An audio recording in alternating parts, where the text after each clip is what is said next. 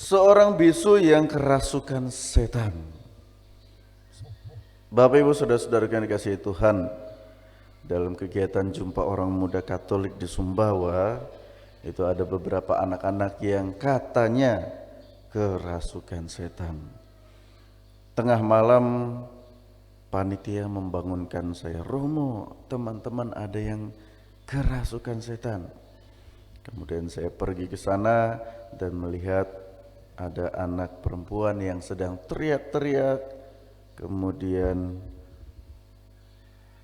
meraung-raung dan bergeliat-geliat.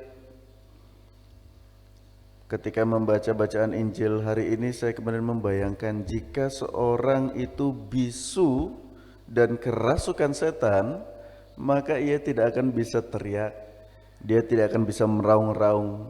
Dan ketika saya membayangkannya, seolah-olah kejadian itu justru menjadi sesuatu yang lucu. Tapi bacaan Injil hari ini kemudian saya renungkan secara berbeda.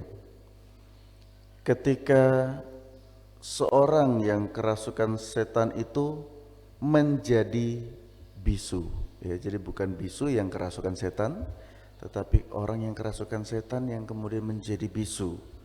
Maksudnya apa?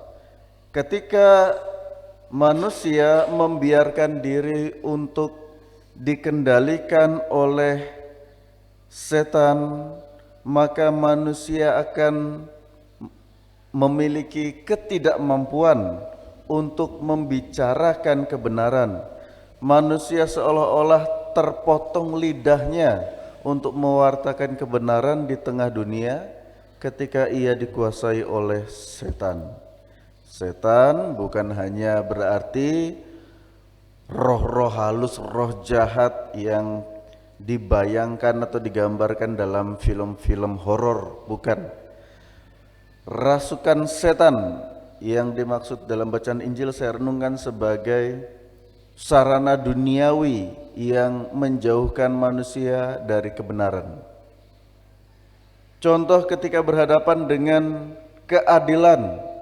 Beberapa waktu terakhir saya melihat berita-berita di media sosial bagaimana seorang yang sudah berbuat jahat, kriminal, mereka yang telah mencuri uang negara, tanpa berita yang jelas tiba-tiba dihukum ringan atau bahkan dibebaskan. Tentu masyarakat geram dengan hal ini. Ketika apa yang menjadi hak masyarakat kemudian dicuri tetapi tidak mendapatkan keadilan yang sebagaimana mestinya. Ini salah satu kerja setan yang membuat orang sulit untuk menyatakan kebenaran. Lain halnya ketika seorang berjuang dalam meniti karir, lantas ada sebuah janji untuk naik jabatan dengan syarat harus melakukan apa yang para pimpinan kehendaki, meskipun itu harus merelakan kebaikan dan kebenaran banyak orang demi keuntungan kelompok mereka. Pada saat itulah juga setan bekerja. Apakah manusia tetap dapat mempertahankan kebaikan dan martabat kebenaran atau menyembunyikannya demi janji jabatan yang lebih tinggi? Inilah karya-karya setan di tengah dunia yang kadang-kadang kita tidak sadari.